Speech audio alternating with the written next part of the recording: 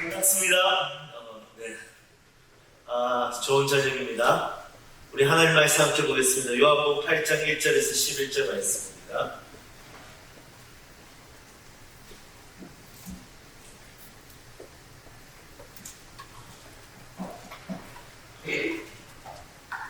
제가 한 절, 여러분들 한 절 교독하겠습니다. 제가 먼저 읽겠습니다. 예수는 감난산으로 가시니라.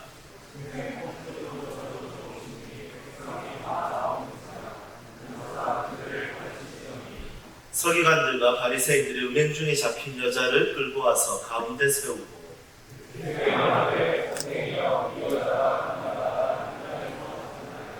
모세는 율법에 이러한 여자를 돌로 치라 명하였거니와 선생은 어떻게 말하겠나이까.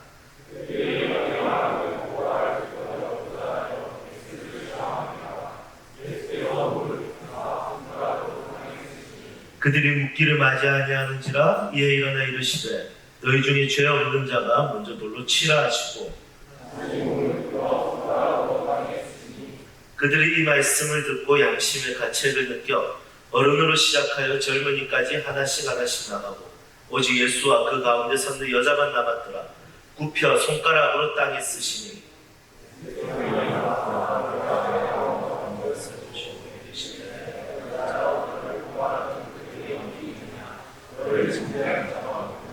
함께 읽겠습니다. 대답하되 주여 없나이다. 예수께서 이르시되 나도 너를 정죄하지 아니하노니 가서 다시는 죄를 범하지 말라 하시니라. 아멘. 네, 우리 한번 서로 인사하도록 하겠습니다. 지을 수 있는 최고의 미소를 짓고 썩소 안 됩니다. 미소 짓고 옆에 있는 사람 얼굴 보면서 이렇게 인사하겠습니다. 네 얼굴 보니 니라는 말 부산 말이군요. 네, 당신 얼굴을 보니 살맛이 난다. 이렇게 서로 인사하도록 하겠습니다. 둘이는 장난 아니시네요. 네. 서로 얼굴 보니까 살맛 나세요? 아니요. 네, 여러분 우리가 서로의 얼굴을 보고 또 하나님께서 지으신 형상이기도 하고 또 동역자이기도 하고 또 웃어주니까 살맛이 나기도 합니다. 또 얘 얼굴로도 사는데 내가 왜 못 살겠나 이런 것 때문에 또 살맛 나기도 할 건데 여러분 우리가 이 땅을 살면서 진짜 살맛 나는 인생이 얼마나 좋을까요? 하지만 우리의 인생을 돌아봤을 때 과거든 현재든 미래든 정말 살맛 나는 인생이 아니라 진짜 과거는 불안, 과거는 상처와 후회가 가득하고요. 현재는 짜증과 원망으로 가득하고 미래에 대해서 두려워하는 모습들을 보게 됩니다. 이런 인생에서 살만한 인생을 찾는 것은 굉장히 어려워 보이는 것 같습니다. 하지만 우리를 살만나게 하시는 분이 계시죠. 그분 바로 예수님이세요. 여러분 동의하세요? 네. 제가 필리핀 세부에 이제 6일 갔다 왔는데 갔다 오니까 저보고 세부 현지인 아니냐고 이렇게 제 주변의 사람들이 이야기를 했습니다. 간만에 수영도 한번 길러봤습니다. 왜냐하면 아내는 제가 수영 기르는 거 싫어하거든요. 그래서 수영 기른다 하면 이혼할래 이렇게 물어봅니다. 그렇지만 이번에 필리핀 갔다 오는 핑계를 삼아서 이렇게 수영을 한번 길러봤습니다. 지저분한가요? 예, 감사합니다. 굉장히 성령 충만하시고 분별력이 있으시고, 네. 여러분 어쨌든 오늘 내일 제가 한번 수영을 길러본 상태로 다음 주까지 한번 기를 생각인데 혹시 불편하시면 좀 참아주시고 은혜로 용서해 주시고 말씀에 집중해 주시면 좋을 것 같습니다. 네, 2010년 KBS에서 했던 드라마가 하나 있었습니다. 추노라는 드라마입니다. 혹시 아세요? 네, 장혁이라는 배우가 나온 드라마인데 이 드라마 참 저는 재밌게 봤습니다. 시청률도 그 당시에 거의 뭐 35%까지 찍었던 참 대단한 드라마였습니다. 여러 대사들, 인상 깊었던 액션 장면들이 있었지만 저는 개인적으로 송동일 씨 연기가 굉장히 기가 막혔습니다. 송동일 씨가 천지호라는 역할을 했는데 이제 노예들을 잡으러 다니면서 이제 하는 말들이 반복해서 하는 말들이 좀 있었습니다. 그게 뭐였냐면 이거였습니다. 나 천지호는 은혜는 못 갚아도 원수는 반드시 갚는다. 이 말이었습니다. 저는 이 이야기 듣는데 참 작가가 기가 막힌다 이런 생각을 했었습니다. 왜냐하면 사실은 은혜 갚기도 힘들고 원수 갚기도 힘들잖아요. 왜냐하면 은혜 갚으려고 해도 힘이 있어야 되고 원수를 갚으려고 해도 힘이 있어야 됩니다. 그렇죠. 사람은 은혜 갚는 거에 있어서 그렇게 집착하지 않거든요. 그렇지만 원수 갚는 것에 있어서는 굉장히 집착하는 것이 인간의 모습들이죠. 그런데 이 천지호의 모습을 통해서 은혜보다 원수를 갚으려고 하는 그 모습들을 보면서 참 인상이 깊었습니다. 여러분 과거의 고대 법을 보면 함무라비라든지 성경이라든지 이런 법전을 보면 여러 가지 이야기들이 있죠. 그 중에 대표적인 법이 뭐냐면 탈리오 법칙이라는 법이에요. 여러분 탈리오 법칙이라는 말을 이렇게 설명하니까 좀 어렵죠. 동일보복법 이러면 이제 다 아시겠죠. 동일하게 보복하는 것. 조금 더 쉽게 할까요? 눈에는 눈, 이에는 이. 이게 바로 그 당시에 있었던 법이었습니다. 제가 어떤 수련회에 갔는데 집회 장소 가보니까 매점에 갔었습니다. 매점에 가니까 이 말이 딱 붙어져 있더라고요. 이에는 이, 눈에는 눈, 뼈에는 뼈, 말뼈 엑기스 뭐 이렇게 엑기스 광고를 하는 것을 제가 본 적이 있었습니다. 이렇게 굉장히 알리고리적한 해석이긴 하지만 나름대로 잘 사용했다는 생각이 들었습니다. 어떻습니까? 여러분들은 좀 원수 갖고 싶은 사람이 주변에 좀 있습니까? 저 사람 죽으면 좋겠다 이런 생각, 눈 찌르고 싶다 이런 생각 하는 상대가 좀 있으신지 모르겠습니다. 제가 제 후배랑 같이 한번 잠을 잔 적이 있었어요. 이 후배랑 같이 이제 숙소에서 잠을 잤는데 새벽에 코를 너무 많이 보는 거예요. 사실은 코를 볼 수밖에 없는 이유가 뭐냐, 이 친구 몸무게가 120kg, 키가 170입니다. 그래서 이해를 하려고 했어요, 처음에. 그런데 새벽 2시, 3시, 4시 저는 잠을 못 자고 그 친구 푹 자면서 코를 너무 많이 보더라고요. 그래서 제가 이제 선배기도 하니까 화가 나지 않습니까? 그래서 제가 너무 화가 나서 코하고 입하고 막으면서 죽어라! 이렇게 했던 기억들이 있었습니다. 여러분 그때도 저는 목사였지만 옛사람이 바로 부활하는 것을 경험하게 된 거죠. 여러분 한번 생각해 보세요. 내가 뭔가를 당했을 때 누군가에게 보복하려고 하는 것, 그것을 내가 갚으려고 하는 것은 인간의 본성이죠. 제가 어떤 이야기를 하나 봤어요. 부부가 있었는데 이 부부가 부부싸움을 심하게 했습니다. 여기 혹시 결혼하신 분 계실지 모르겠습니다. 결혼하면 아실 건데 결혼하고 나면 사실은 사랑해서 결혼하지만 결혼하고 나도 많이 싸웁니다. 물론 저는 많이 싸우지 않습니다. 저는 지금 결혼한 지 13년 됐는데 4번 싸웠어요. 4번이면 그렇게 많이 싸우지 않지 않습니까? 그런데 한 번 싸울 때마다 야무딱지게 싸웁니다. 진짜 단디 싸우는데 제가 누가 총 하나 주면 그냥 바로 쏠 것처럼 싸웠어요. 여러분 부부라는 것이 진짜 실제로 그렇습니다. 결혼 나중에 하게 되면 이 이야기가 무슨 이야기인지 아실 겁니다. 박 목사님도 그렇지 않습니까? 저만 나쁜 사람으로 여러분 결혼해보면 이게 저 웃음이 뭔지 압니다. 이렇게 이 SNS 다 이렇게 디자인된 거고요. 실제로 들어가 보면 진짜 싸울 때 야무딱지게 싸웁니다. 그런데 그 부부도 싸웠어요. 싸우니까 이제 서로 속상하고 자존심도 상하고. 그런데 남편은 그 다음날 아침 출장을 가야 됐습니다. 그래서 새벽 6시에 일어나야 되는데 아내에게 6시에 깨워달라니까 조금 자존심이 상하고 직접 일어나려고 하니까 조금 실수할까봐 두려워요. 그래서 어떻게 할까 고민하다가 종이 쪽지에다가 썼습니다. 여보 나 내일 출장이야. 아침 6시에 깨워줘. 이거 기록해놓고 냉장고에 딱 붙여놨습니다. 붙여놓고 이제 편하게 잠에 들었죠. 잠에 들고 이제 아침에 딱 일어났는데 아침 8시 난리가 났어요. 여보 아무리 우리가 싸워도 그렇지 우리가 먹고 사는 게 이 방법인데 내가 출장 놓치고 이거 어떻게 할 거야. 이거 큰일 났어. 왜 그랬어? 이랬더니 이 아내가 그냥 고개로 베개 쪽에 이렇게 고개를 깍깍거렸어요. 가서 보니까 메모가 적혀있는 거예요. 여보 아침 6시에 일어나세요. 여러분 이걸 뭐라고 한다고요? 동일보복법. 눈에는 눈, 이에는 이. 이게 동일보복법이죠. 여러분 이것이 인간의 본성이고 법도 이것에 대해서 굉장히 중요하게 다루고 있습니다. 법이라는 것은 한 사람의 자유에 대해서 극한으로 만들어주지만 다른 사람에 대해서 피해가 가지 않도록 또 최소한의 자유를 주는 것이 법입니다. 그 법을 통해서 눈에는 눈, 이에는 이, 보상, 배상 이런 것들에 있어서 하게 되는 것이 법이라는 거죠. 그래서 법이라는 것은 굉장히 디테일하고 법이라는 것은 굉장히 많은 연구와 회의와 많은 고민 끝에서 만들어지는 것이 법입니다. 사실은 사회적 발전은 항상 법의 발전을 통해서 일어나는 것을 보게 되는 것이죠. 그런데 예수님께서 이 땅에 오셔서 동일보복법, 비례보복법 이런 법으로 가득한 이 세상을 향해서 예수님은 새로운 법을 가지고 오십니다. 그 법은 굉장히 기가 막힌 법인데 사람들이 지키려고 하니까 노력해 보려고 하니까 잘 안 돼요. 그런데 예수님께서는 이 법에 대해서 굉장히 강조하면서 이런 법을 지키며 사는 자들이 하나님의 사람이라는 것에 대해서 이야기하고 말씀하고 계십니다. 여러분, 예수님께서 주신 은혜의 법은 무엇일까요? 오늘 은혜의 법에 대해서 몇 가지 한번 살펴봤으면 좋겠습니다. 첫 번째는 악한 자를 대적하지 말라 합니다. 여러분, 이렇게 말하니까 조금 신사적이고요. 충분히 가능할 것 같아요. 악한 자 대적 안 하면 되지. 이런 느낌이 들어요. 그런데 우리 자매님들에게 한번 퀴즈를 내보겠습니다. 한번 다음 사진 한번 보여주시겠습니까?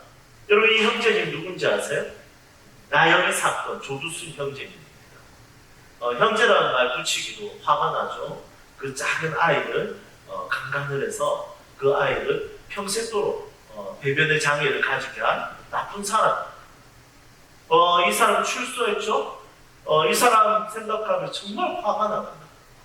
그런데 만약에 악한 자를 대적하지 말라고 했는데 이 악한 자를 대적하지 말라, 이것은 원어 성경으로 웰컴해라, 환영하라.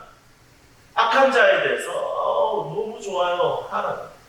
그런데 우리 자매님들 가정에 집 앞에 바로 옆집에 이 형제님이 이사를 온다. 어떻겠습니까? 웰커밍 할 수 있겠습니까? 저에게 딸이 있습니다. 첫째가 아들, 둘째가 아들. 벌써 띄워주시네요. 첫째가 아들, 둘째가 아들, 셋째가 딸인데 딸이 제일 이쁘겠죠. 이제 두 아들은 제가 집에 들어가도 좀 컸다고 이제 인사도 잘 안 합니다. 제가 야, 인사 안 해? 이러면 나 쳐다보고 이렇게 인사합니다. 제가 마음이 결심했습니다. 제 둘은 선교사로 보내야 되겠구나. 그런데 셋째 딸은 너무 이쁜 거예요. 저도 진짜 딸을 바랬는데 이제 셋째가 딸이 태어났으니까 얼마나 이쁘겠습니까? 진짜 마라나 딸이었거든요. 너무 기다렸고. 그런데 이제 셋째 딸이 이제 태어났으니까 저에게 얼마나 특별하고 이쁘겠습니까? 지금 딱 사진을 봤을 때도 얼마나 사랑스러운지 모릅니다. 조금 더 크니까 이렇게 생겼어요. 다음 사진 한번 보실까요? 네, 진짜. 지금 봐도 너무 진짜 귀엽고 사랑스럽네요. 진짜 이 아이는 제가 어떻게 할 수, 애교도 너무 많고, 진짜 너무 좋아요. 그런데 만약에 저희 집 바로 앞에, 저희 집이 이제 1903년대 아파트에 만약에 1901호에 2호에 만약에 조두순 형제님이 이사를 왔다.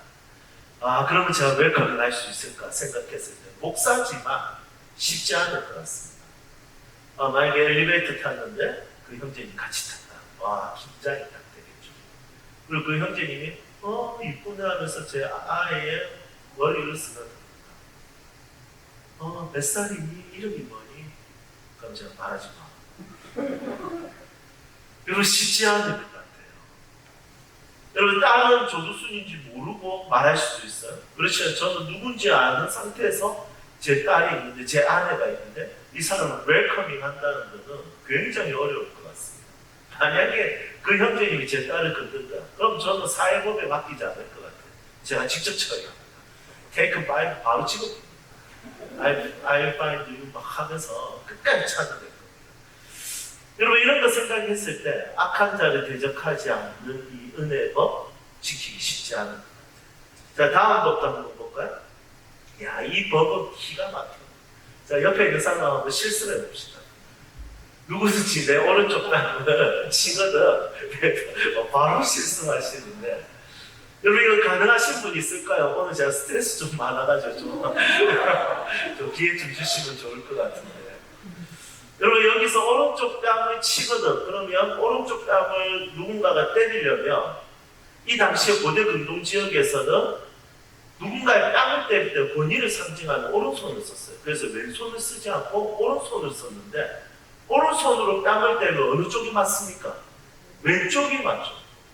그런데 오른뺨을 어떻게 맞았을까 이제 고민을 해봐야 되겠죠. 그래서 제가 주석을 찾아보니까 주석이 두 가지가 있더라고요. 하나는 한 형제님이 이렇게 이야기하는데 이건 너무 겸손한 것 같고요. 이렇게 전문용어로 뒷사대기라고 하죠. 네, 이렇게 때리는 방법과 하나 더 있습니다. 어떤 방법이 있을까요? 네? 자기 뺨.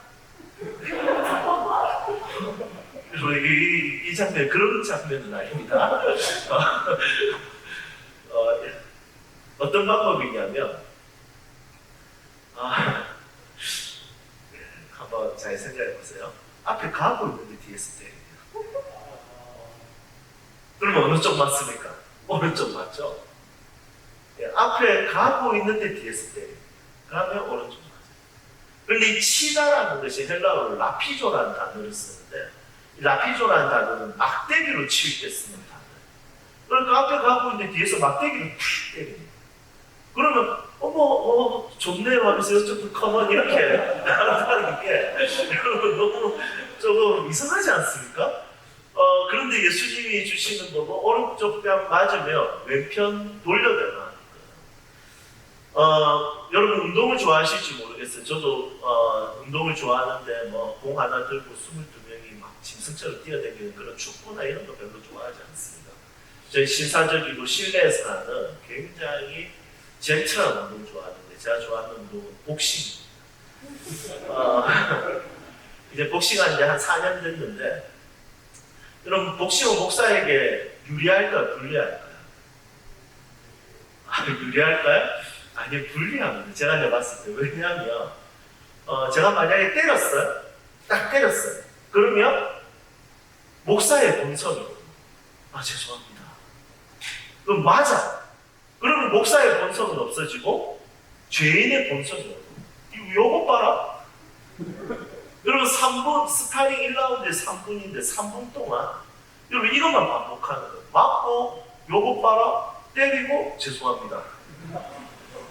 여러분 이걸 3분 동안 계속 하니까 내가 이중인격자 같고 나는 목사하니까 말씀과 기도에 전무하려고 했으니까 누가 오른쪽 뺨 때리면 왼뺨 돌려댈 줄 알았는데요.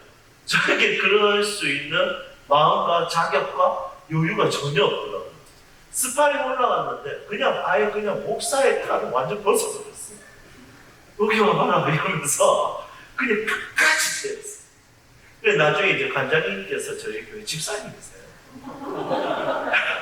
제가 너무 이제 흥분을 하니까 나중에 관장님께서 목사님 그만! 죄송합니다. 여러분 이게 복싱이더라고요. 여러분 목사도 사실 오른쪽 맞으면 왼뺨 못 돌려댑니다. 오늘 저녁에 한번 제가 왼뺨을 돌려대는지 아니면 도로 때리는지 한번 궁금하신 분 있으면 끝나고 나서 저를 한번 때려보십시오. 내일 못 볼 겁니다. 어쨌든 은혜의 법은 누구든지 내 오른쪽 뺨을 치거든 왼뺨을 돌려대라. 진짜 어려운 것 같습니다. 자, 다음 은혜의 법 한번 보도록 할게요. 너를 고발할 속옷을 가지고자 하는 자에게는 뭐까지도 가지게 하며 겉옷까지도 가지게 하며. 여러분 이것은 그 당시에 로마법에 금지되어 있어요. 예를 들면 제가 이 형제님에게 돈을 빌려줬어요. 그러면 우리 둘은 피보다 친한 관계가 되죠. 그게 뭡니까? 채무 관계가 되는 거예요. 여러분 채무 관계는 진짜 피보다 친합니다. 저희 부모님하고 제가 자주 통화 잘 안 하는데 제가 카드가 딱 밀리면 그날부터 하루에 3-4번씩 상담원에게 계속 전화하고 진짜 제가 하루는 그랬어요. 우리 어머니보다 더 자주 전화하시네요 이랬거든요. 그런데 이 형제님하고 제가 많이 채무 관계가 된다. 그러면 제가 다른 거 다 들고 올 수 있어요. 속옷도 들고 올 수 있고 집에 냉장고라든지 이런 거 다 들고 있으면 딱 한 가지 금지되어 있는 게 있어요. 그게 뭐냐면 겉옷이. 왜냐하면 이 고대 근동 지역은 일교차가 너무 커요.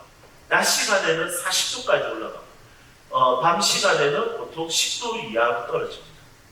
지금 페루라는 곳은 갑자기 10도 안으로 떨어져서 동사로 죽는 사람들이 많이 생겼다. 여러분, 우리한테 10도 정도의 겨울을 경험하기 때문에 어느 정도 견딜 수 있지만 페루 지역은 한 번도 10도 이하를 경험해 본 적이 없으니까 지금 기후변화로 인해서 10도 이하로 딱 떨어지는 순간 사람들이 죽어가기 시작하는 거죠. 여러분, 고대 근동 지역도 마찬가지예요. 낮 시간 40도까지 올라가는데 저녁에 10도 이하로 떨어지면 동사로 죽을 가능성이 굉장히 높아요. 그런데 문제는 뭐냐면 이 사람들은 이 당시에 어떤 모직이라든지 어떤 이불이라든지 이런 것을 가지기 힘드니까 이불 대신에 무엇을 사용하냐면 겉옷을 사용해요. 그래서 겉옷을 가지고 낮에도 입고 다니고 밤에는 이것을 이불로 사용하는 거죠. 그래서 겉옷을 만약에 채무관계가 들고 가게 되면 이 겉옷에 대해서 어떻게 생각하냐면 그 사람의 생명을 빼앗는다 이렇게 생각합니다. 그런데 누군가가 나에게 속옷을 달라고 하면 내가 뭐도 주라고요? 겉옷을 주라. 이 말은 뭐냐면 내가 생명을 포기할 정도로 그 사람에게 은혜를 베풀라 이런 뜻이에요. 여러분, 우리에게 제일 중요한 것은 생명이지 않겠습니까? 만약에 여러분들을 위해서 제가 사랑한다라고 말하면 이것은 연기일까요? 진짜일까요? 아니요, 연기예요. 죄송해요. 사랑하긴 하는데 그리스도 안에서 하나님의 사람으로서 사랑하긴 하는데 진짜 마음을 다해서 진짜 제 생명을 드릴 만큼 사랑하진 않아요. 죄송해요. 근데 박 목사님은 여러분들 사랑할까요? 안 사랑할까요? 다른 분들은 약간 애매하네. 사랑한 3개월밖에 안 돼서 잘 모를 수도 있겠다. 사랑한다 해주세요. 사랑하죠? 네. 설교하기 되게 어렵네요. 네. 여러분, 만약에 박 목사님이 여러분 대신해서 딱 죽었어요. 여러분, 이것은 연기가 안 되겠죠. 여러분, 사랑은 사실 연기할 수 있어요. 여러분, 사랑합니다. 아무리 멋있게 말해도 여러분 연기예요. 그런데 박 목사님이 여러분들을 위해서 대신 죽었어요. 여러분, 이건 연기가 됩니까? 여러분, 대신 죽는 것은 연기가 안 됩니다. 그런데 생명을 주고서라도 내가 그 사람에게 은혜를 베풀라는 것은 여러분 진짜 그것은 사랑을 하라는 거예요. 자, 다음 은혜도 한번 보도록 할게요. 내게 꾸고자 하는 자에게 거절하지 말라. 그러니까 돈 빌려달라 하면 돈 빌려줘라. 어떻습니까? 좀 흔쾌히 돈을 빌려주실 수 있는 분 계실까요? 저한테 한 2천만 원 빌려주시겠습니까? 여러분, 쉽지 않죠? 내가 돈이 많다고 해서 함부로 빌려줄 수 없습니다. 항상 돈을 가지고 누군가에게 빌려줄 때는, 남의 돈 빌렸을 때는 항상 이자라는 것을 갚아야 됩니다. 여러분들도 이자를 내봐서 낼 기회가 있었는지 모르겠지만 이자라는 건 정말 쉽지 않습니다. 지금 저도 아파트 하나 분양이 되어서 그것을 이렇게 했어요. 그 당시만 해도 이자가 그렇게 세지 않았습니다. 2.014%였습니다. 그런데 지금 이제 그 집에 들어간 지 2년 됐는데 안타깝게도 지금 3.8%까지 올랐습니다. 여러분, 이 체감이 잘 안 되죠.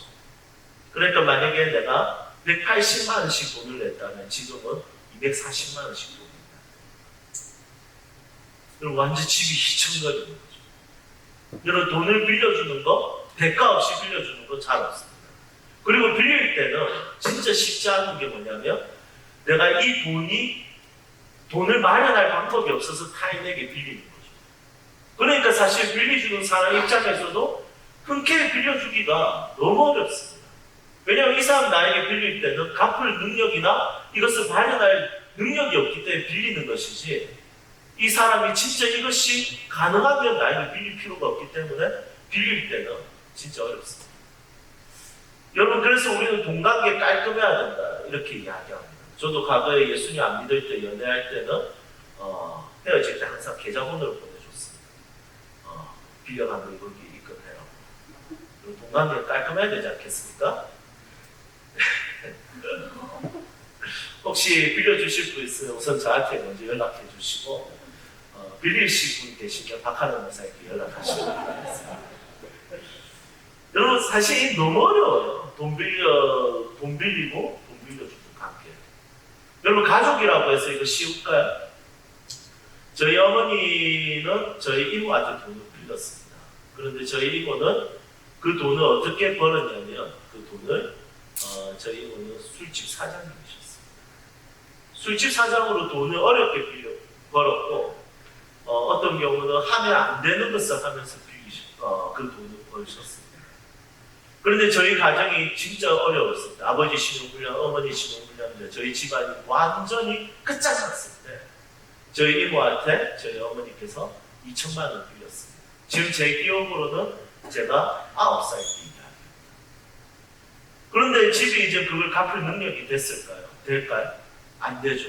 그러니까 어머니께서 그 돈을 못 갚으니까 하루는 이모한테 이모가 저희 어머니에게 전화를 했고 저희 어머니가 그 전화를 받았을 때 굉장히 슬프게 우는 모습을 보았습니다.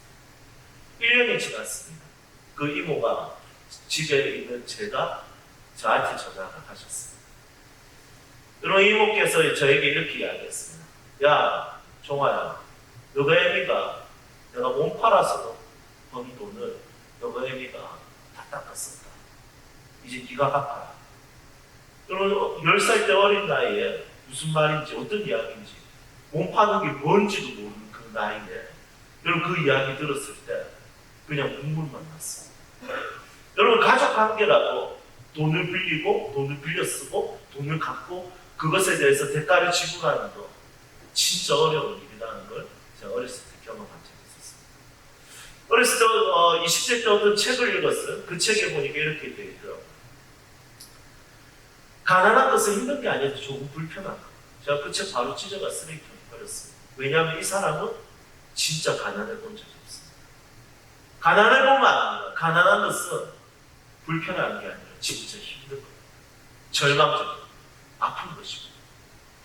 그 아플 때 누군가에게 돈을 꾸고자 하는 자에게 누군가가 웰컴하면서 그 돈을 빌려준다면 진짜 큰 은혜를 받는 것이죠. 여러분 예수님께서는 이런 여러 가지 부분에 있어서 은혜의 법을 소개했습니다.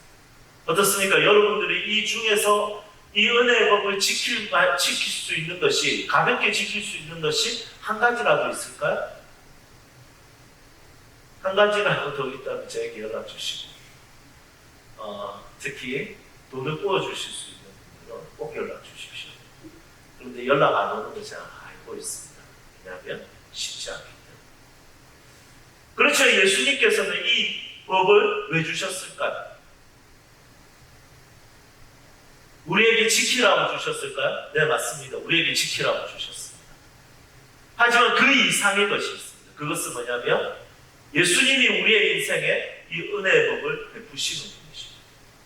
예수님은 자기 자신이 말씀하시고 자기 자신이 우리에게 그 은혜를 베풀기 위해서 이 법을 지키시는 분이십니다. 그분께서 우리를 위하여 뺨을 맞으셨습니다. 그분께서 모든 속옷과 겉옷을 다 빼앗겨버렸습니다. 그분께서 우리를 위하여 죽음을 당하셨습니다. 생명을 잃었습니다. 그분께서 우리를 위하여 모든 은혜를 우리에게 베풀어 주셨습니다.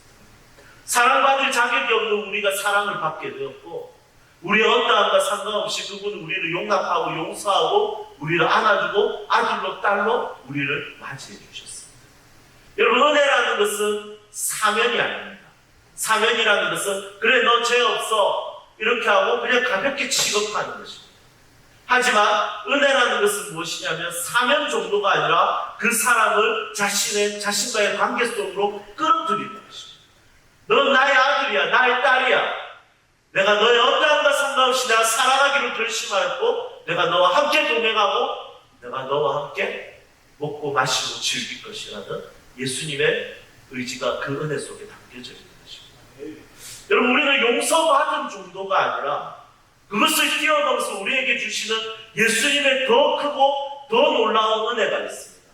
그것이 뭐냐면 오늘에 대한 비전이며 내일에 대한 비전이며 진짜 유스풀리 청년답게 살아갈 수 있는 하나님의 사람을 우리를 세우시는 것입니다. 조지 버나드 쇼는 이렇게 이야기했습니다. 젊음을 젊은이에게 주기가 너무 아깝다. 왜냐하면 젊음을 젊은이들에게 주니까 이 젊음을 마음대로 사용하는 거예요. 어떻게 사용해야 될지 모르는 거예요. 차라리 어르신들이 젊음을 가지고 있다면 경험과 실력과 가지고 있는 인생에 대한 방향과 길에 대해서 잘 이해하고 그 젊음을 멋있고 가치 있고 의미 있게 사용할 건데, 젊음을 젊은이들이 가지고 있으니까 이 젊음을 어떻게 사용해야 될지 모르는 거예요. 쾌락을 즐기고 방황하고 어떤 길로 무엇을 위해서 나아가야 될지 전혀 모르는 이 땅의 청년들의 모습을 보게 되는 것입니다. 물론 저도 젊습니다. 저도 이제 40세 중반밖에 되지 않습니다. 여러분, 우리 모두가 젊은데 이 젊음이라는 이 젊음을 가지고 우리는 그분께서 베풀어 주신 은혜는 사면 정도가 아니라 이 젊음을 어떻게 사용해야 될지, 어떤 방향으로 나아가게 할지 주님 우리에게 가르쳐 주시는 분이십니다. 오늘 저는 여러분들과 함께 이틀 동안, 오늘 내일 오전, 내일 저녁까지 이 젊음을 그리스도의 은혜 안에서 성령이 주시는 이끄심 안에서 어떤 방향으로 어떻게 사용하면 좋을지에 대해서 하나하나 나누려고 합니다. 오늘은 여러분들의 존재와 여러분들의 마음가짐, 여러분들의 인생에 대한 자세, 태도에 대해서 예수님의 은혜에 대해서 나누면서 유스프리, 젊음에 대해서 젊은이답게 어떻게 살 것인가에 대해서 구체적으로 나누려고 합니다. 여러분 기대하세요? 네. 우리의 기대보다 더 크게 채워주실 것입니다. 할렐루야. 네. 자, 우리 기지개 한번 펼까요? 좋습니다. 이제 본문 말씀에 들어가려고요. 자, 오늘 본문 말씀을 통해서 저는 예수님의 은혜와 또 우리가 어떻게 하면 젊은이답게 살 수 있을지에 대해서 구체적으로 나누려고 합니다. 자, 3절 보도록 할게요. 여러분, 오늘 이 말씀은 가늠한 여인 이야기죠? 너무 유명한 말씀이에요. 맞죠? 그런데 이 말씀은 너무 재밌습니다. 단어 하나하나를 체킹하면서 읽으면 진짜 재밌게 읽을 수 있습니다. 사실은 이 초대교회 때 이 성경 사본에는 이 요한복음 8장 1절에서 11절 말씀이 많이 빠져 있대요. 왜냐하면 교회가 이 간음에 대해서 너무 쉽게 생각할까. 사실 간음이라는 것은 쉬운 건 아니죠. 쉽게 생각할 부분이 아니에요. 나 용서받았어, 이런 문제가 아닙니다. 집 가정이 파괴되고 사회적으로 큰 이슈가 이루어지는 것이죠. 그런데 이 말씀은 제외시킬 수 없습니다. 왜냐하면 예수님의 은혜가 확실하게 드러나는 하나님의 말씀이기 때문이죠. 자, 봅시다. 3절 보면 예수님께서 성전에 있었죠. 성전에 있었는데 서기관들과 바리새인들과 사람들이 한 여인을 잡아왔습니다. 그런데 잡아왔는데 이 여자는 무엇을 하다가 잡혀왔는지 한번 보도록 하겠습니다. 서기관들과 바리새인들이 음행 중에 잡힌 여자를 끌고 와서 이렇게 이야기합니다. 자, 4절도 한번 볼까요? 예수께 말하되 선생이여, 이 여자가 가늠하다가 현장에서 잡혔나이다. 여러분, 이 말씀을 보십시오. 이 여자는 증거, 자료들을 모아서 들킨 것입니까? 아니면 현장범입니까? 이 여자는 현장범입니다. 여러분, 현장범은 진짜 다른 부분들이죠. 현장범이라는 것은 진짜 치명적입니다. 제 아들이 만약에 제 몰래 주머니에 손을 댔거나, 그런데 제가 보는 데 앞에서 손을 대는 것은 완전히 다른 것이죠. 제가 보는 데서 손을 대는 순간 제 아들은 할 말이 없는 겁니다. 바로 그때부터는 저에게 많이 맞아요. 그렇지 않겠습니까? 현장범일 때는 꼭 제가 아는, 사실은 주머니에 손 쓰는 이유는 그냥 손이 너무 차가워서 그랬어요. 이런 거 진짜 많이 맞아요. 왜냐하면 현장범이기 때문에. 현장범이라는 것은 굉장히 치명적입니다. 더 이상 할 말이 없어요. 여러분, 그것도 이 현장범이라는 것에 대해서 한번 보십시오. 음행 중에 잡혔고 가늠하다가 현장에서 잡혔어요. 어떻게 말씀이 이렇게 좀 구체적으로 기록했는지 모르겠어요. 아마 여러분들도 이 말씀을 수십 번, 수백 번 읽었을 건데, 그리고 설교도 들었을 건데, 이렇게 구체적으로 워딩이 표현되어 있는지는 처음 아는 청년들도 있을 겁니다. 여러분, 이 현장범에 대해서 한번 생각해 보십시오.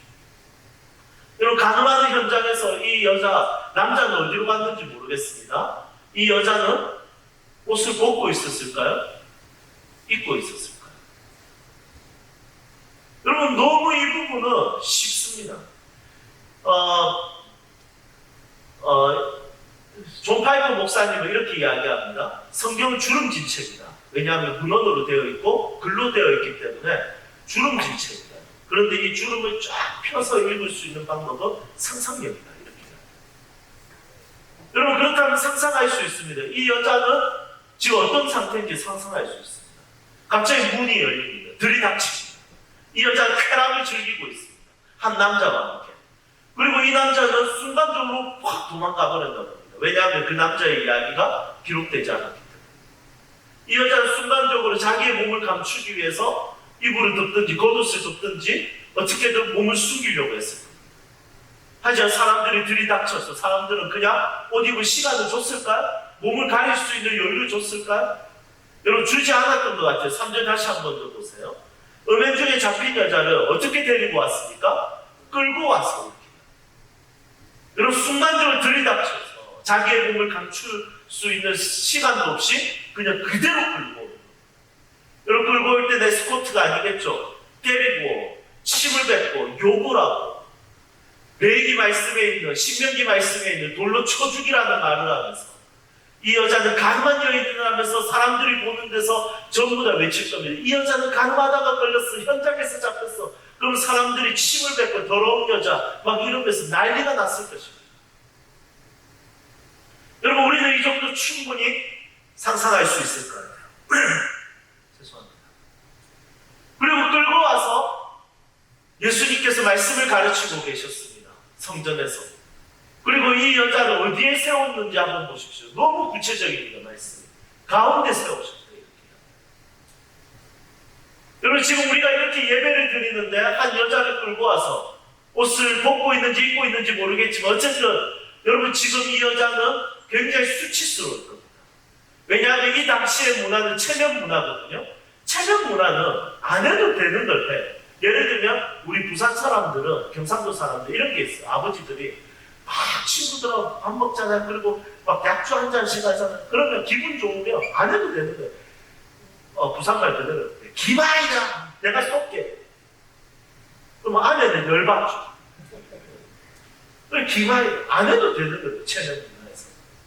그냥 같이 더치페이를 하면 되는데 그냥 괜히 이렇게 체면 문화로 해서 내가 쏠게 이렇게 얘기하냐. 고맙디 이러면 괜히 열받습니다. 여러분, 체면 문화는 안 해도 되는 거예요. 맞죠? 그리고 두 번째 뭐냐면 수치심이 강하거든요. 그래서 돌아온 탕자 이야기도 그래요. 수치심, 체면 문화이기 때문에 그 당시에 아이가 돌아올 때는 사람들이 아버지를 대신해서 그 아이를 심판할 자격이 있었습니다.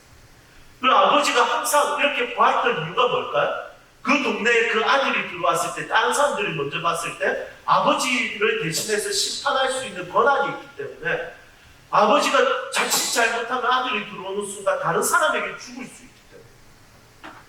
여러분, 이것은 뭐냐면 체면 문화의 끝판입니다. 이 아들이 이렇게 했어. 너그 집안이 수치스러운지 알아야지. 그 수치스러움을 대신 우리가 지지게 하면 돌로 쳐 죽일 수 있었어. 그럼 진짜 이게 체면 문화라는 게 너무 무서워요. 우리 한국 사회는 유교 문화지 않습니까? 체면 문화. 특히 교회 안에 이 체면 문화가 가득합니다. 저도 진짜 부교육장으로 있을 때 이 체면 문화 때문에 너무 힘들었어요. 너무 힘들더라고요. 이 스타일 자체가 그립감이 안 좋은 사람이에요. 담임 목사님이 제가 신대원 졸업할 때도 이렇게 이야기해요. 야, 내가 진짜 오랫동안 목회지 니처럼 그립감 안 좋은 놈 처음 봤다. 니는 다른 목사 밑에 갈 생각하지 말고 니는 골때리니까 개척해. 그래서 개척했어요. 그리고 이게 체면 문화를 살기가 쉽지 않은데 이 여자는 이제 진짜 수치심이 강한 겁니다. 그것도 성전의 가운데서. 그러니까 사람들이 수근수근거리면서 이야기하겠죠. 저 여자가 왜 왔지? 그러면 바리새인하고 서기관들 이야기해. 이 여자는 가늠하다가 잡힌 여자입니다. 예수여, 어떻게 할까요?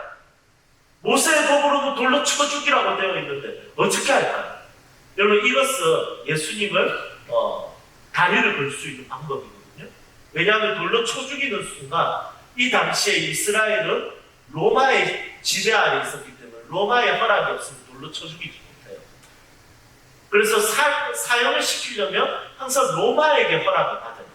그래서 예수님도 십자가 사형을 당할 때 누구의 허락이 필요했습니까? 로마가 보내놓은 총독인 빌라도의 허락이 있어야지 십자가 사형을 당할 수 있었어요. 그래서 빌라도에게 왔다가 가이사랴에게 왔다 갔다 하는 거예요. 그런데 이 여자도 모세의 법으로 처형을 시키면 어떤 문제가 생기냐면 로마법에 딱 걸립니다. 그리고 바로 로마에 고발을 하면 예수님 처리할 수 있어요. 두 번째 뭐냐? 두 번째는 모세의 법은 만약에 죽이지 않으면 모세의 법을 어깁니다. 그러니까 예수님께서 뭐라고 이야기하냐면 죄 없는 자가 돌로 치라 이렇게 이야기했어요. 여러분 이 자리에 사람들이 한 어느 정도 있을까요? 몇 명이 있었는지 잘 모르겠습니다. 그 성전에. 그런데 힌트가 나와 있어요. 다양한 세대들이 있었습니다. 9절 말씀 한번 보세요. 여러분 성경 재밌지 않습니까? 저가 신났네요. 약간 저는 좀 풀렸네요. 네. 저 성경 이야기가 너무 재밌어가지고. 네. 자, 9절 한번 보도록 하겠습니다. 이 성전에 모여있는 사람들은 누구 어떤 사람들이 모여있는지 한번 볼게요. 그들이 말씀을 듣고 양심의 가책을 느껴. 누가 있습니까? 어른으로 시작한 또 누가 있어요? 젊은이. 여러분 이 말은 다양한 세대들이 그 자리에 있었다. 여러분 지금 다양한 세대들이 이 여성이 자기의 몸을 가리면서 수치스러운 부분을 가리면서 가운데 딱 서 있는 거예요. 여러분 이 여자는 이곳에서 살아도 문제가 될 것 같아요. 이 부분은 조금 이따 다시 나갈게요. 그래서 이제 그런 다양한 세대들이 있는데 예수님께서 사람들에게 이렇게 이야기해요. 야, 죄 없는 자가 돌로 쳐 했더니 사람들이 돌을 내려놓고 다 돌아갔어요. 다 돌아갔으니까 이제 이 여자는 살았다, 맞죠? 이게 이제 제가 주는 함정입니다. 자, 보세요. 하나씩 다 나갔어요. 그리고 오직 예수와 그 가운데 섰는 여자가 남았더라. 이제 여자는 살았죠? 왜냐면 돌로 치려고 했던 사람들이 다 돌아갔으니까 이제 이 여자는 살았어요. 산 것처럼 보여요. 하지만 흥미롭게 이 부분을 조금 한번 보세요. 지금 돌아간 사람들은 어차피 이 여자를 향해서 돌로 칠 수 없는 자들이에요. 왜요? 죄인이기 때문에. 죄가 있기 때문에. 근데 이제 진짜 큰일 났어요. 이 여자 앞에 딱 한 사람 서 있는데 그 사람은 돌로 칠 수 있는 유일한 죄 없는 자니까.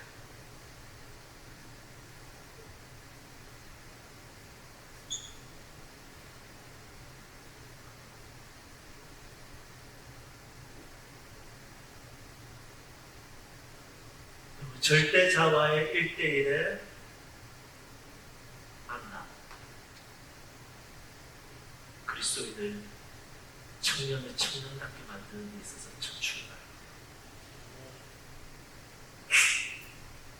예수님 물어봐요. 야, 다 어디 갔어? 물었더니 이 여자가 이렇게 이야기해요. 다 갔네요. 없습니다.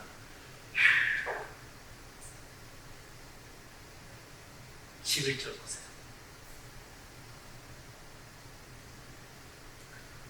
대답하되 주여 없나이다 했다는 거잖아요. 이제 나를 정죄한 사람 다 갔네요. 없네요. 하는데 예수님 딱 뭐라고 하는지 나도 너 정죄 안 해. 천만 다행이죠. 이때만 예수님이 이제 시작해볼까? 얼마 전에 야구를 하면서 내가 투수 좀 했는데 꽤 속도가 좀 많이 나오더라. 어떤 돌이 좋겠나.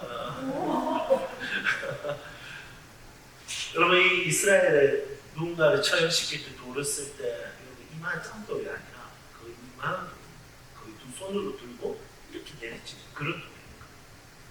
여러분 만약에 예수님께서 그래, 다 갔네. 이제 나 예수 안에 가든. 나 죄 없어. 이제 시작하자.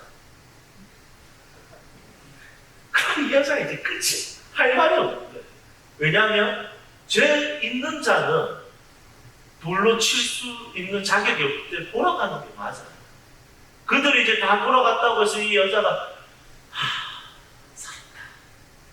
여러분 이렇게 할 수 있을 것 같지만 여러분 바로 앞에 진짜 절대자이시며 공의로우시며 거룩이시며 정의이시며 그분께서는 한 점의 부끄러움이나 죄나 아무것도 없으신 그분 앞에 이 절대자 앞에 이 여자가 서 있는 거예요. 예수님 그냥 넘어가지 않습니다. 나 너 정죄하네. 여러분 만약에 이때 예수님께서 나 너 정죄할 거야 지금부터. 왜냐하면 나는 죄가 없거든. 여러분 이러면 이 여자는 이제 그치. 여러분 그리스도인으로 산다는 것, 그리스도인의 젊음을 가지고 산다는 것은 내가 가지고 있는 에너지를 가지고 펄펄 끓게 사는 것이 아니라 진짜 절대자 앞에 한번 서보는 것, 그 절대자의 거룩 앞에 서보는 것, 그 절대자의 완전성 앞에 서보는 것, 그분의 거룩함 앞에 한번 서보는 것, 그리고 나의 비참함과 나의 처참함과 나의 연약함과 나의 실패함과 나의 어리석음과 나의 죄 많음과 나의 음란함과 나의 거짓과 나의 공의롭지 못함과 나의 정의롭지 못함과 아무도 보는 일 없을 때 나의 인격과 나의 죄성을 그분 앞에서 한번 발견하는 것이 절대자 앞에서의 젊음을 전음이 닿게 만들어가는 첫 시작입니다. 여러분 이것이 시작되지 않으면 그리고 순간순간마다 그분의 거룩 앞에서 그분을 경외하는 마음이 막 일어나는 것이 없다면 그 사람은 젊음을 젊은이로 살 수 없습니다. 누미노자라는 말을 존 오토라는 사람이 이야기했습니다. 이 누미노자라는 것은 어떤 말이냐면 하나님이 계세요. 그런데 하나님이 계신데 그분이 너무 거룩하고 너무 놀라운 그분은 너무 깨끗하고 그분의 임재와 그분께서 나를 사랑하신 것 이것이 내가 감당이 안 되는 거예요. 그래서 너무 두렵기도 하지만 그것이 즐거워. 예를 들면 이런 겁니다. 서핑보더가 서핑보드를 들고 이 동해 딱 바다에서 그리고 큰 파도가 쫙 여러분 저처럼 서핑보드를 타지 못하는 사람은 그거 보고 와 빠지고 죽겠다 이 생각 안 했죠. 두려워요. 그런데 서핑보드는 그 파도를 보면서 어떻게 생각할까요? 그 서퍼는 이렇게 생각해요. 좀 무섭긴 한데 저 꼭 타보고 싶다. 여러분 이것이 그리스도인이 가지고 있는 하나님에 대한 절대적 그분의 임재 안에서 그분의 거룩 안에서 그분을 경외함 안에서 가지게 되는 즐거움과 기쁨과 자유함이 있다는 것이죠. 그래서 이사야 말씀에 예수님에 대해서 이렇게 예언합니다. 말도 안 되는 예언이죠. 그는 여호와를 경외하기를 즐거워하는 자. 여러분 경외와 즐거워한다는 말이 매치가 됩니까? 경외라는 것은 두려워할 경자 떨 외자입니다.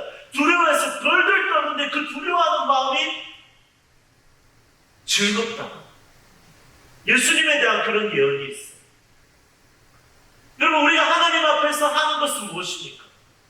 너무 거룩하고 절대자이신 그분 앞에 나의 비참함과 나의 비굴함과 나의 죄 많음이 정말 두렵고 무서운데 예수 그리스도의 용서가 안에서 그분이 나를 안아주시고 나를 용납해 주시는 그것을 경험합니다.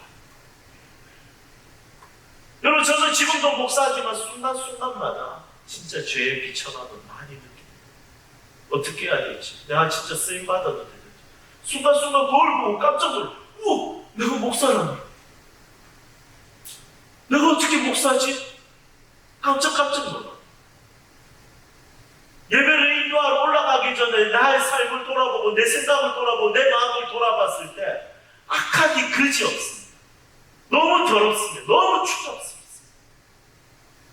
그런데 하나님을 예배할 때 그분의 임재 속에서 그분의 거룩과 당면할 때 그렇지만 나를 죽이는 거룩성이 아니라 나를 용서하시고 그분의 거룩을 맛보게 하실 때 가지게 되는 그분의 임재 안에서의 짜릿함과 기쁨과 즐거움은 말로 표현할 수 없어요.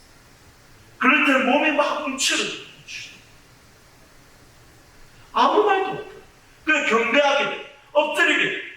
바짝 낮아져요.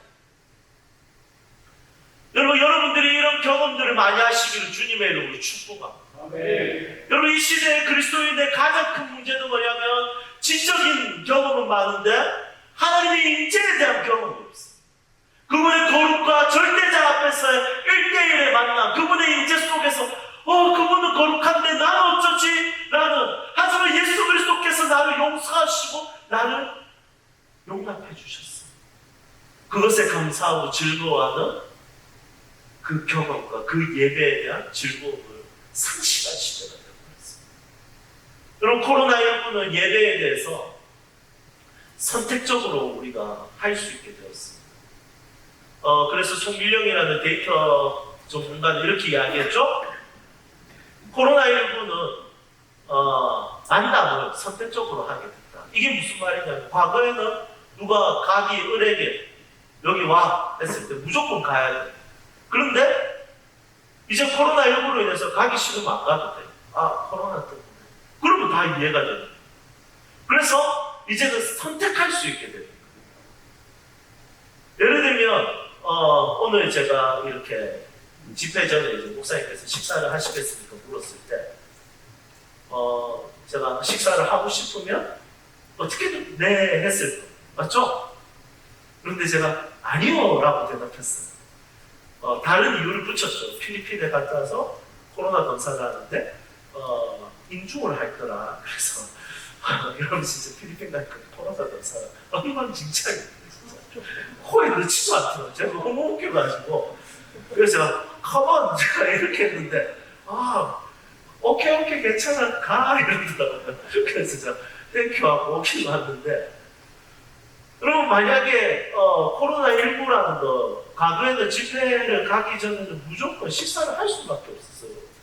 특히 교사 헌신예배라든지 헌신예배 가게 되면, 청년 헌신예배를 가게 되면 예배전에 꼭 장로님들하고 담임목사님 식사, 얼마나 부담스럽습니까? 그 어르신들하고 식사하는 게. 저 원래 그립감도 안 좋고 저 숨죽이고 앉아있는 거 진짜 공황장애 올 것 같고 이렇거든요. 그래서 코로나 전에 제가 집회 가면 꼭 제가 식사 시간 맞춰서 가겠습니다. 지금은 너무 좋아요.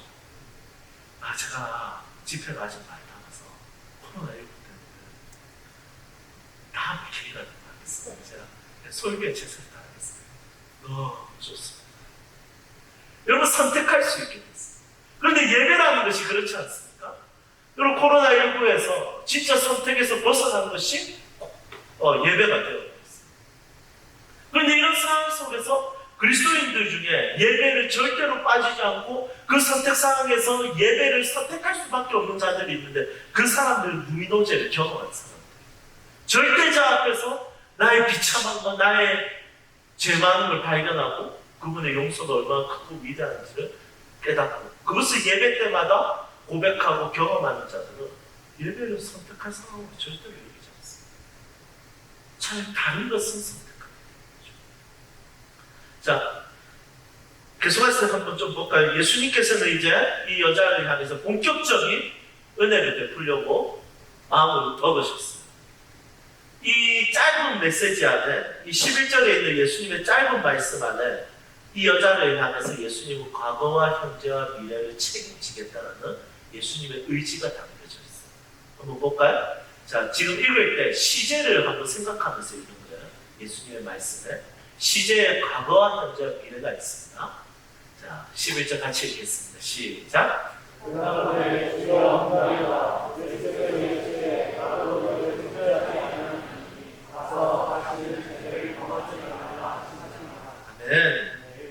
여러분, 예수님께서 나도 너를 정죄하지 아니하노니 가서 다시는 죄를 범하지 말라.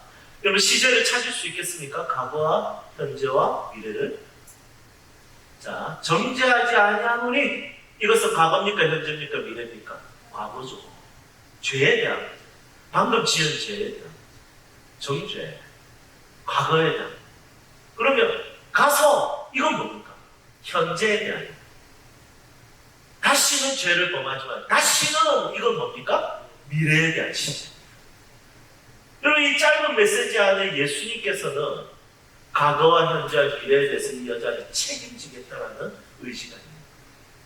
여러분, 이 여자의 과거, 방금 간음을 한 그 사건은 죄를 묻기에 합당하고 죽임을 당하기에 합당합니다. 그런데 예수님께서 정죄하지 아니하노니 과거에 대해서 이야기합니다. 그리고 가서 어디로 가라는 거예요? 야, 니는 이제 너희 동네에서 살긴 걸러먹었다. 이제는 저쪽에 서바나 땅 끝에 그곳에 가서 살든지 아니면 메소포타미아로 이사를 가서 그곳에서 다시 시작해. 지금 너희 동네에서 가서 살면 니 그거 살겠나? 가서 이 말은 너희 집 말고 저쪽에 저 멀리 이사를 가서 살란 말이야. 여러분, 이 가서 아닌 거 아시죠? 이 가서라는 것은 너희 집으로 돌아가라. 너희 동네로 다시 돌아가라.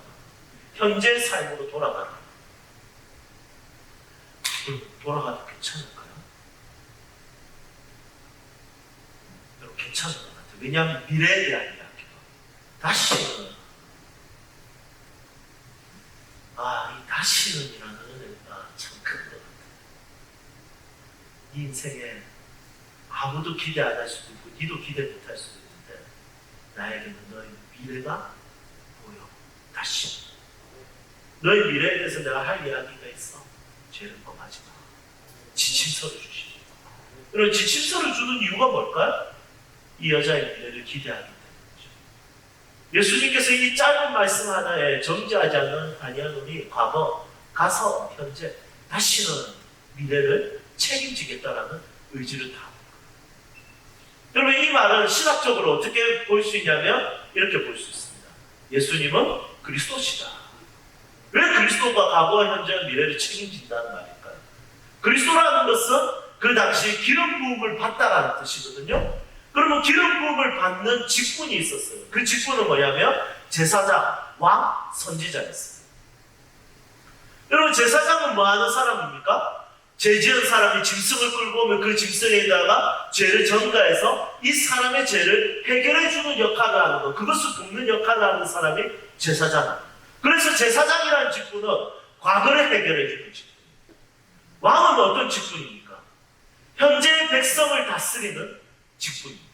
이 백성들이 잘 먹고 잘 지내고 이 백성들의 하루를 성실하게 살 수 있도록 이 나라를 경영하는 자들이 바로 왕입니다. 그래서 현재를 다스립니다. 그러면 선지자는 무엇입니까? 선지자는 미리 잘 짓자. 한 사람, 한 민족의 미래를 대해서 예언하는 사람이 선지자입니다. 그래서 그리스도라는 말은 제사장이며 왕이며 선지자이시다 이 말인데, 이것은 무슨 뜻이냐면 예수님은 우리의 과거와 현재와 미래를 책임지시는 분이시다 라는 뜻입니다. 내가 예수님을 그리스도라고 고백하는 것은 예수님 내 인생의 과거를 책임지시며 나의 현재를 책임지시며 미래를 책임지신다는 것입니다. 여러분, 나의 과거가 가늠하다가 현장에서 잡힌 이 여인보다 여러분 우리의 과거가 더 입을 킥할 만한 일들이, 더 큰 일들이 있을까요? 있을 수도 있습니다. 하지만 어떤 일이든지 예수님은 그 과거를 책임지시는 분이세요. 여러분, 우리의 현재를 한번 보세요. 이 여자가 과연 가서 그 집에서, 그 가정에서, 그 직장에서, 그 동네에서 과연 이 여자는 제대로 삶을 살 수 있을까요? 여러분, 이 여자분들 지금 더 심각하게 현재의 삶을 살고 있는 사람도 있을까요? 아마 없을 겁니다. 혹이 있더라도 걱정하지 마십시오. 그리스도께서 여러분들의 왕이 되셔서 여러분들의 가정생활과 직장생활과 캠퍼스 생활과 여러분들의 삶을 주관하시고 주도하시고 인도하실 것입니다. 여러분, 이 여자의 미래를 한번 걱정한다면 얼마나 우리가 많은 걱정을 해야 될까요? 이 여자에게 미래가 있을까요? 이 여자가 꿈을 가질 수 있을까요? 비전을 가질 수 있을까요? 자기 인생에 대한 기대가 생길 수 있을까요? 여러분, 이 여자보다 혹시 더 심각하게 미래에 대해서 기대할 수 없는 사람들이 있을까요? 여러분, 그래도 괜찮습니다. 예수는 우리 인생의 그리스도시기 때문에 우리의 미래를 책임지고 인도하시고 이끌어 가시는 분이십니다.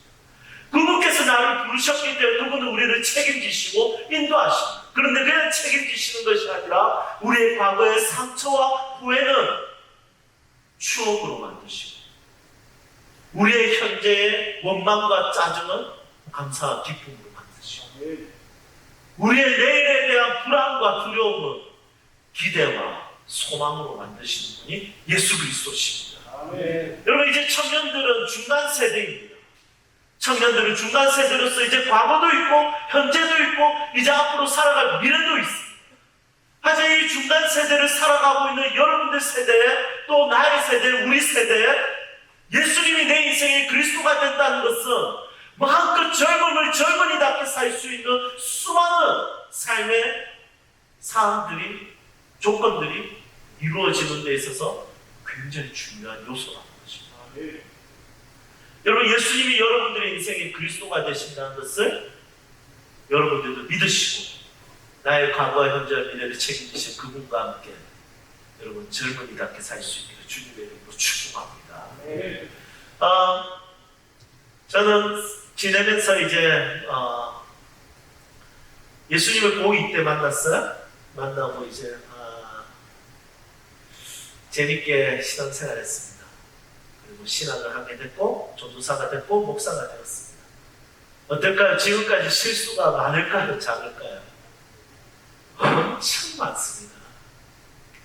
실수가 진짜 한도 끝도 없이 이제 청소년 청년 사역만 오래 하다 보니까 문자에 이제 습관도 있잖아요. 잘 지내니 키우. 근데 이제 교회를 개척했을 때 이제 집사님들이나 이제 교회 오니까 이제 그분들에게 키우 붙여서 보내는 하루는 집사님 모친이 돌아가셨는데 하나님의 은혜와 위로가 집사님과 유가족들에게 함께 있기를 기도하겠습니다. 그걸 보냈어. 야, 일찍 개척시키더니 일찍 문 닫게 하시나 보다. 여러분, 얼마나 실수가 많은지 몰라요. 진짜 하고 나서 진짜 환장하겠어요. 제가 이제 교회를 고2 때 다녔고 고2 때 예수님 만났고 제가 신학교를 가게 되고 모교에서 교회 다닌 지 2년 만에 사역자가 됐어요. 사역자가 돼서 이제 첫 사역을 했어요. 첫 사역을 하고 이제 재밌게 하고 이제 2년 군대 갔다 와서 다른 교회에서 이제 전도서 사역을 계속 하고 있었습니다. 20대 후반이 됐을 때 제가 처음으로 사역했던 그 교회 모교의 조사님이 모교의 한 아이가 군대를 가게 되었습니다. 그런데 얘는 정서적으로 굉장히 불안한 친구, 심리적으로. 그런데 얘는 이 정서가 불안한 아이인데 군대를 가게 된 거예요. 제가 생각했어요. 얘는 군대 가면 안 될 것 같은데 생각을 했는데 이미 갔더라고요. 그래서 얘가 이제 훈련병 시기를 지나고 이제 자대에 갔는데 저한테 이제 전화가 온 겁니다. 그 당시에 핸드폰이 없었거든요. 집으로 전화가 와서 전사님 저 누구예요? 그래 뭐 잘 지냈어? 군대 갔다 오면 네 근데 너무 힘들어요. 죽겠어요. 그래? 괜찮아 힘내봐. 전사님도 진짜 힘들었고 전사님은 오직이 81mm 바뀌었거든요. 그래도 끝까지 했어. 너도 할 수 있을 거야. 무조건 시간을 갖게 돼서 이빨 빡 깨물고 잘 견뎌봐. 그렇게 한 시간을 혹시 군대 안 갔다 오신 분 계신가요? 안타깝네요. 네. 하나님의 위로와 은혜가 많이 필요합니다. 그래서 이제 그때부터 매일 전화고 매일마다 이제 한 시간씩 상담해줬죠. 그래 일주일 정도 지나고 이제 제가 약간 마음이 부딪히죠. 얘는 자꾸 전화 오고 어쩌지? 그래서 제가 그때부터 전화를 좀 피했어요. 그리고 그래도 계속 전화가 오더라고요. 그래서 하루는 제가 전화를 하고 야, 문사가 다 하는 거야. 니만 힘든 거 아니야. 잘 견뎌봐. 이제 전화하지 마. 이라고 끊었어요. 그리고 2주가 지났어요. 한 번호로 연락이 왔는데 누구 아세요? 네, 알고 있습니다. 그 친구가 극단적이었습니다. 여러분, 제가 그 이야기를 듣자마자 너무 힘든 거예요. 그래서 바로 교회를 사직서 내고 그때부터 2년 정도 사역을 내려놓고 공부도 뭐도 그냥 아예 다 내려놓고 진짜 폐인처럼 집에 그랬었어요. 내가 왜 전화를 안 받았지? 조금 더 받을까? 기록이 있는데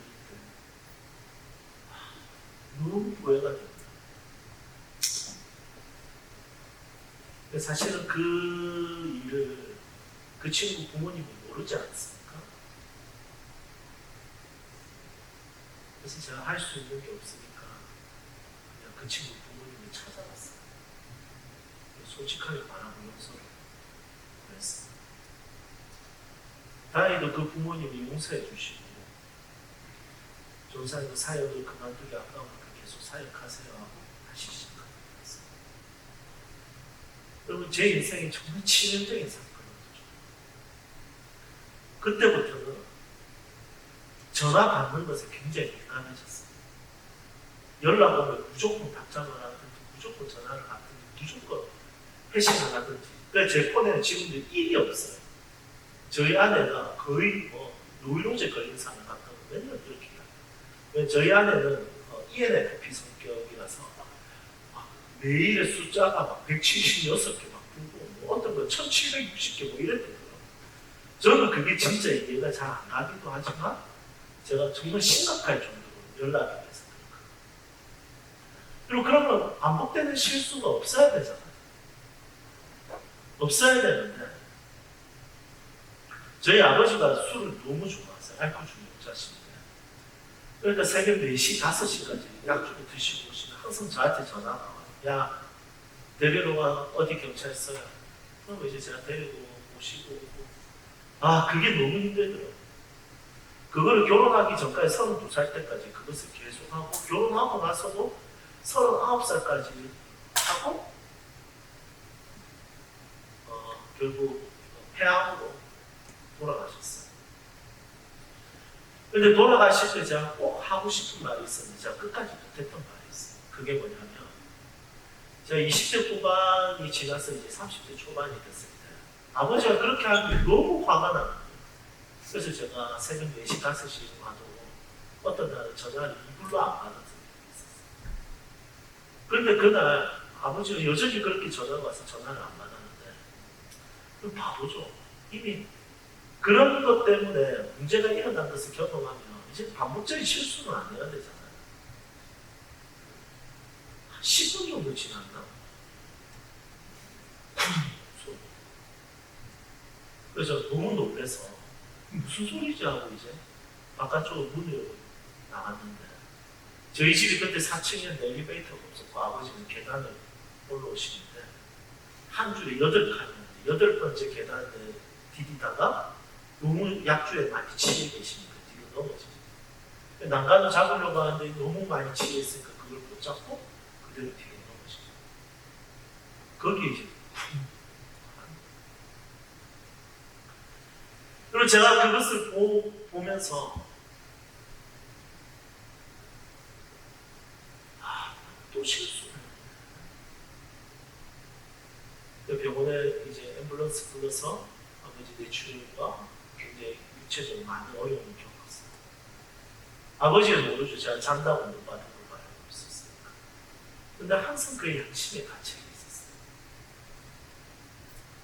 그런데 돌아가시는 날은 제가 꼭 야기해서 목소리 구해야지 했는데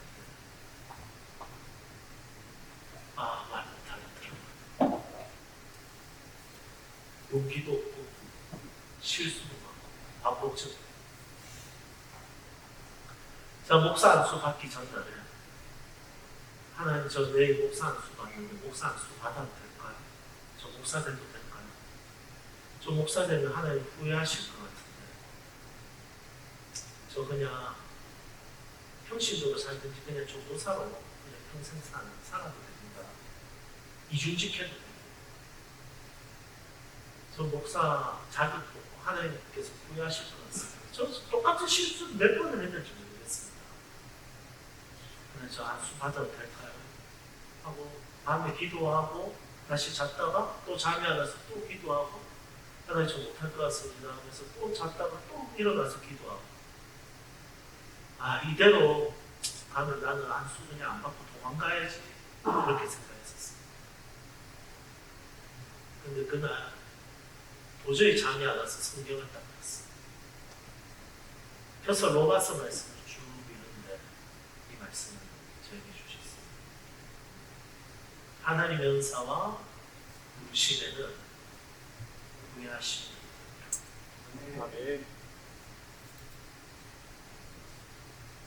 여러분 이 말씀 하나가 목사 안수 받는 자리에 부를 수 있게 됩니다.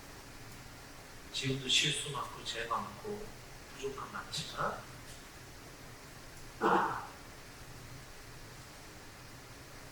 그나마 조금이라도 충성할 수 있는 이유,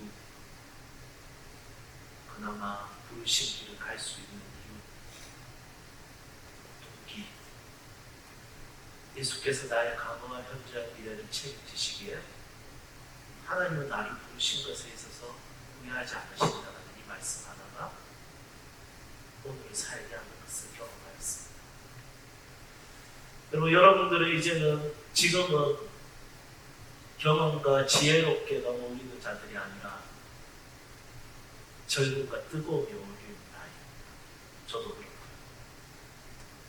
그렇게 할 수 있는 방법은 내가 잘나서, 내가 똑똑해서 죄가 없어서, 실수가 없어서, 내가 완벽해서가 아니라 그분께서 나의 과거와 현재와 미래를 다 이해하시고 인도하시고 사랑하시고 주님께서 가야 될 길을 보여주시기 때문에 그렇게 살 수 있는 것이라는 것을 고백합니다.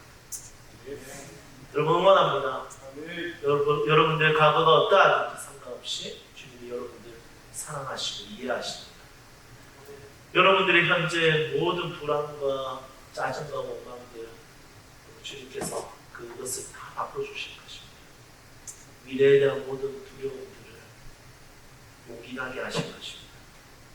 이 말씀이 여러분들의 힘과 위로와 능력이 되기를 주님 이름으로 축복합니다. 네, 함께 찬양할까요? 오늘 말씀 기억하면서 내 삶의 주인 되신 그분 함께 노래하는